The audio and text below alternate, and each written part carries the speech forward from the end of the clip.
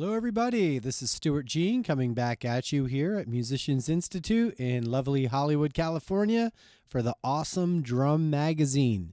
We're going to close out the month of May 2019. We've been looking at what we call pocket chops, slipping in a little flash while we're maintaining a backbeat, maintaining a pocket. So this last one we're going to call bottoms up 30 seconds. And basically, it's a slick little 3-note idea where you're going to, within your groove, you're going to play the bass drum, the floor tom, then the snare drum in that order. And it's going to go like this.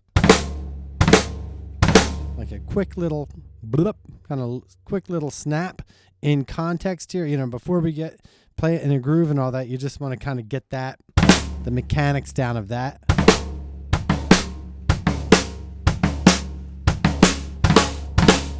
You have to make sure you hit everything nice and strong. You don't want to sneak that floor tom in there.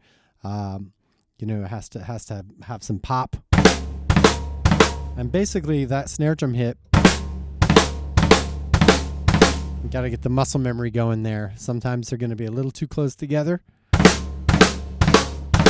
But as long as that backbeat, that snare drum hit is your beat 4 in this example. Obviously, you can do what you want with this, and obviously you can orchestrate it differently, but I want to keep it, you know, mostly kick, snare, hi-hat centered with, you know, we're slipping in that floor tom. It's a low sound. It's not going to get in the way. It almost sounds like 2 bass drum notes in there. So it you know, and it falls right into that backbeat. So before any red flags go up and someone thinks you're playing too much fancy stuff, it's over.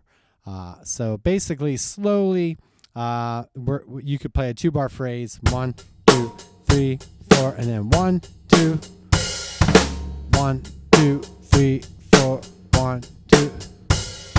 So basically, that bass drum is hitting on the downbeat of 3 and the of 3 into the backbeat on 4. 1, 2. That's basically what you're playing, but you got the 32nd note is produced by that slip in that floor tom.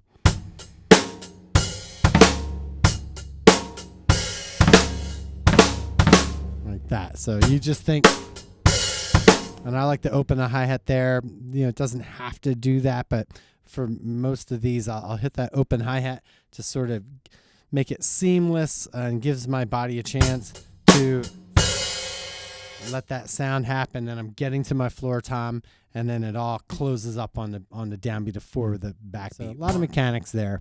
And it ends right on beat 4. So, you know, some variations would be to add a note after that backbeat. 1, 2,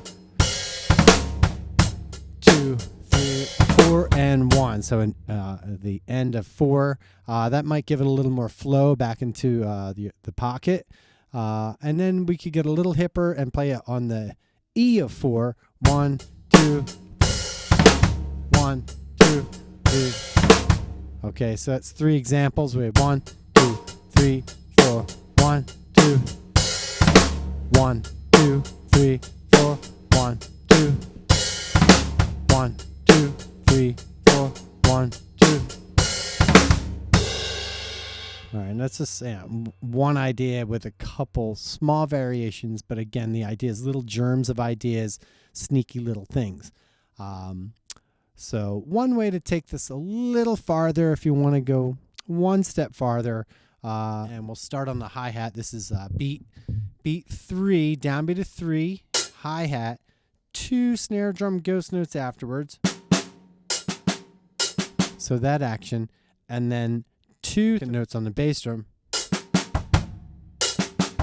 and then that floor tom after that, like that,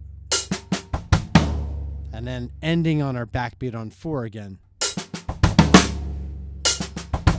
Maybe open hi-hat. Whatever you're comfortable doing, don't get too worried about that. And then again, we could apply our notes after the downbeat of 4. We can play an 8th note on the end of 4 on the bass drum. All right. 1, 2, 3, 4. 1, 2. 1, 2, 3, 4. 1, 2. suggest you hit that hi-hat pretty hard on the downbeat of 3. Just so you can kind of propel off of that. And then we could put our bass drum on the E of beat 4 after that backbeat. 1, 2, 3, 4. 1, 2. 1, 2, 3, 4. 1. Okay. So those 6 little ideas. You're still playing pocket. You're only moving from the hi-hat to the floor tom occasionally, and playing, a little bit of a flash there on the bass drum. So you can develop these and orchestrate them however you want. This is just a small little introductory idea to add to our 4 little pocket chops for this month. Following this part, I'm just going to go ahead and run all these down to a track so you can kind of hear them in context.